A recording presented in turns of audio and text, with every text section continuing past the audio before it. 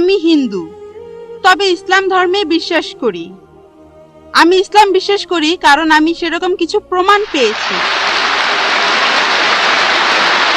Sir, আপনি বললেন আল্লাহ একজন, ধর্মও একটা।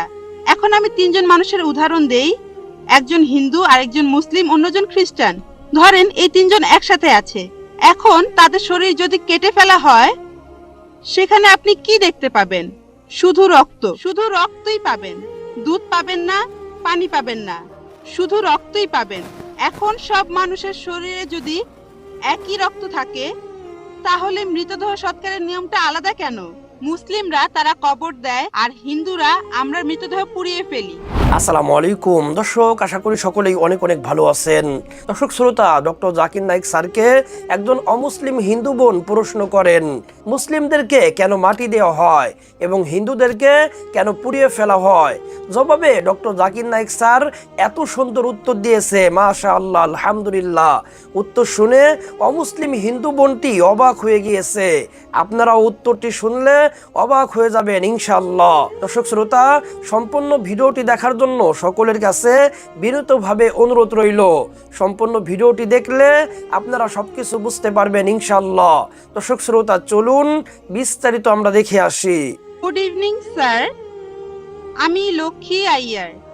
স্যার, আমি হিন্দু, তবে ইসলাম ধর্মে বিশ্বাস করি।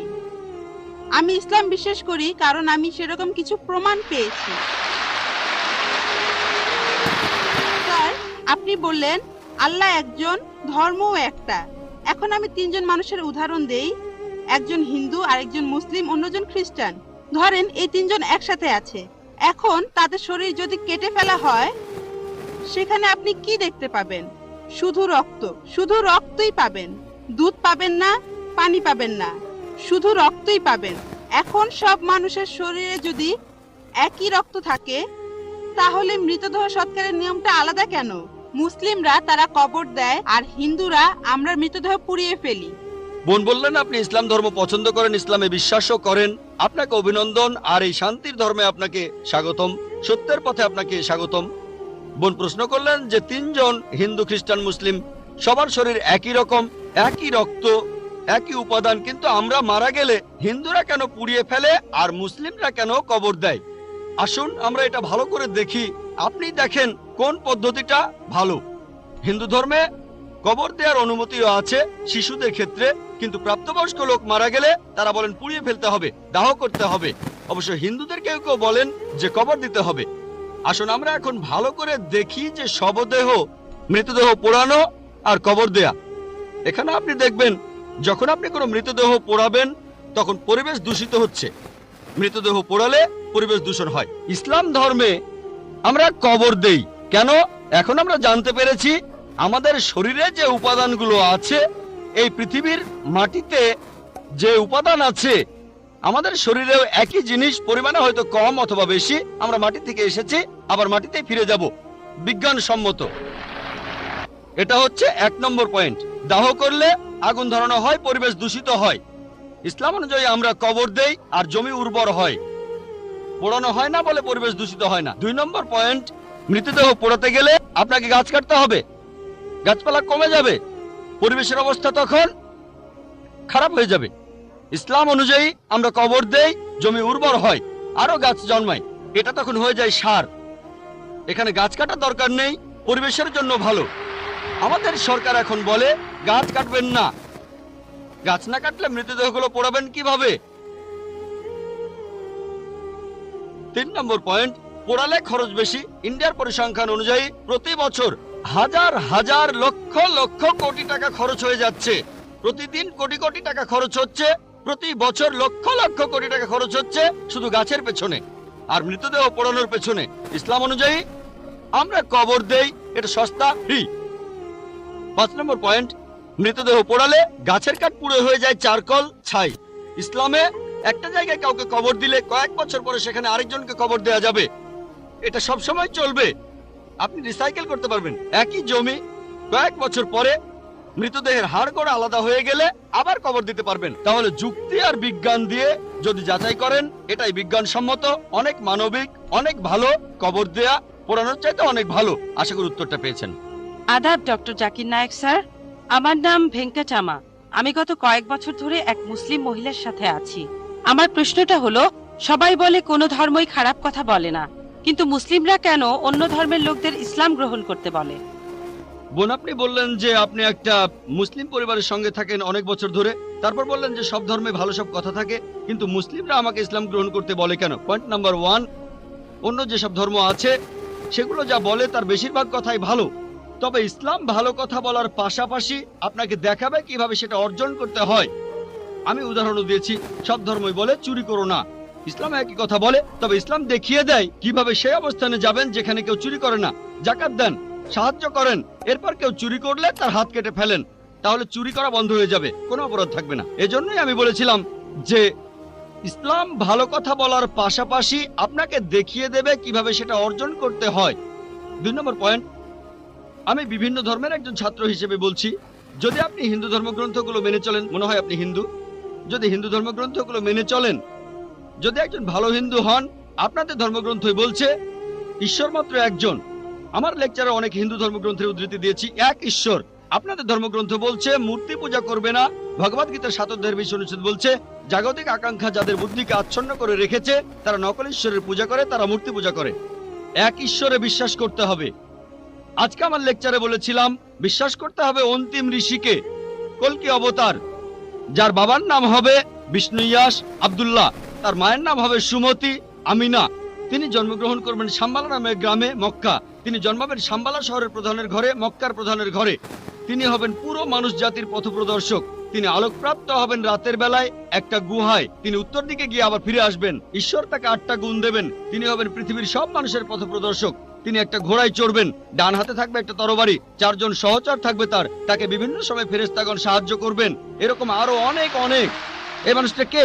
যদি ভালো হিন্দু হয়ে থাকেন তাহলে আপনি এই অন্তিম ঋষিকে বিশ্বাস করবেন, তা না হলে আপনি ভালো হিন্দু নেই।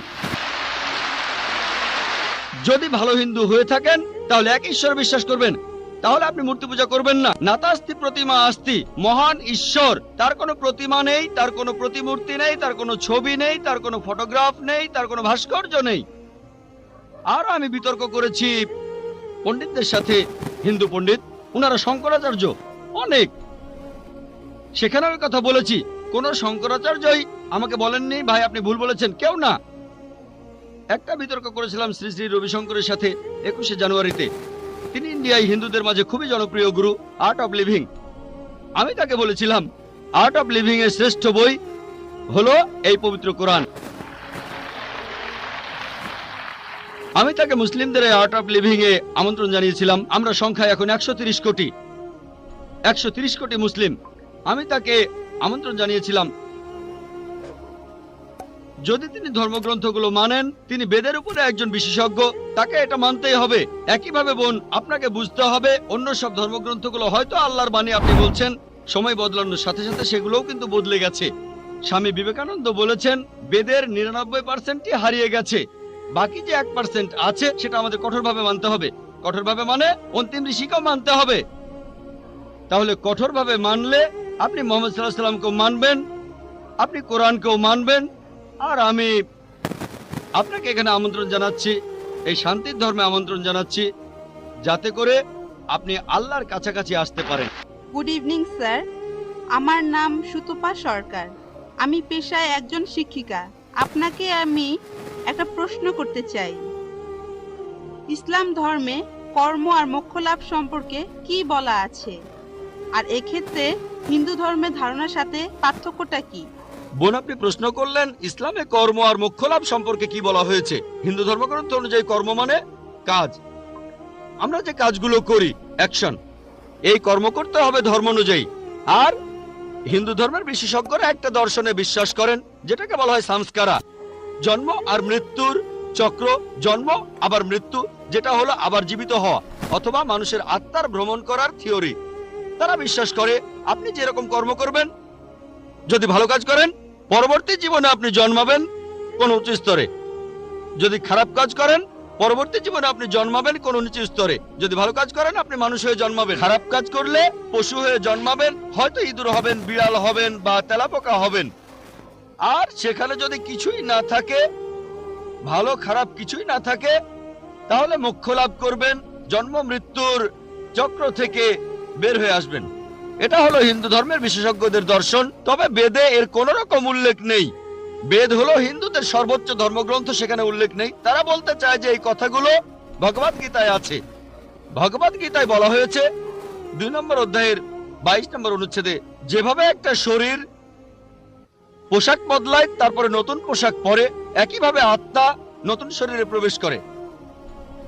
হিন্দু ধর্মগ্রন্থগুলোতে পুনর্জন্ম বলে একটা কথা আছে। এটা আছে ঋগ্বেদ 10 নম্বর গ্রন্থ 16 নম্বর অনুচ্ছেদের 4 ও 5 পরিচ্ছেদে। পুনর্মানে পরবর্তী, জন্ম মানে জীবন, পরবর্তী জীবন। আমরা পরের জীবনে বিশ্বাস করি যে পৃথিবীতে একবার আসবো, মাত্র একবারই আসবো। আমরা পৃথিবীতে একবার আসবো, আল্লাহর আদেশে মারা যাব, পৃথিবীতে একবারই আসবো, একবারই মারা যাব, পরবর্তীতে আখিরাতে গিয়ে আবার জীবিত হব। তাহলে ইসলাম অনুযায়ী আমরা এই পৃথিবীতে একবারই আসবো, তারপর আমরা আল্লাহর আদেশে কিয়ামতের দিনে আবার জীবিত হব। কাজের উপর নির্ভর করে বেহেশত বা দোজখে যাবেন, স্বর্গ বা নরকে। বেদ এমন কথাই বলছে, কিন্তু তারা এটা বোঝে না হিন্দু বিশেষজ্ঞরা যে কেন মানুষ জন্মায় বোবা হয়ে, জন্মায় অন্ধ হয়ে, কেউ গরিব হয়, আবার কেউ ধনী হয়, কেউ বা স্বাস্থ্যবান। ঈশ্বর তো কোনো অন্যায় করেন না। তাই তারা একটা দর্শন আনলো যে জন্ম মৃত্যু, আত্মার ভ্রমণ করে বেড়ানো। বেদের কোথাও এই কথার উল্লেখ নেই। এমনকি ভগবদ গীতাও এমন কথা বলছে, পুরনো পোশাক বাদ দিয়ে শরীর যেমন নতুন পোশাক পরে, একইভাবে আত্মা পুরনো শরীর ছেড়ে নতুন শরীরে যায়। একবার, আমার কোনো আপত্তি নেই। একবার মারা যাবেন, একবারই পুনরুজ্জীবিত হবেন। তবে ইসলামে এই প্রশ্নটার উত্তর রয়েছে। হিন্দু বিশেষজ্ঞরা এটা বুঝতে পারে না যে ঈশ্বর কেন এমন করবেন। কিছু মানুষ জন্ম থেকে বোবা, কেউ বা স্বাস্থ্যবান, কারো হার্টের সমস্যা, কেউ গরিব আবার কেউ ধনী। ইসলাম বলে, পবিত্র কোরআনের সূরা মুলকের 2 নম্বর আয়াতে উল্লেখ করা হয়েছে, আল্লাহ জি খালাকাল মাউতা ওয়াল হায়াতা, আল্লাহ সৃষ্টি করেছেন জীবন ও মৃত্যু তোমাদেরকে পরীক্ষা করার জন্য। এই জীবনটা পরকালের জন্য পরীক্ষা। এখন কেউ হয়তো জন্মায় গরিব হয়ে, কেউ ধনী হয়ে। ধনীদের ক্ষেত্রে কোরআন বলছে তাদেরকে জাকাত দিতে হবে। যদি আপনার সঞ্চয় 85 গ্রাম স্বর্ণের চাইতে বেশি হয়, নিসাবের তুলনায় বেশি হয়, তাহলে 2.5% জাকাত প্রতি হিজরি সালে দিতে হবে। ধনীরা জাকাত দিতে পারে, নাও দিতে পারে, অর্ধেকও দিতে পারে। হয় সে 100 তে 100 পাবে, অথবা 50 পেতে পারে। কোনো জাকাত না দিলে সে 0 পাবে। কিন্তু গরিব লোকের ক্ষেত্রে জাকাত দিতে হবে না, সে জাকাতের পরীক্ষায় 100 তে 100 পাবে।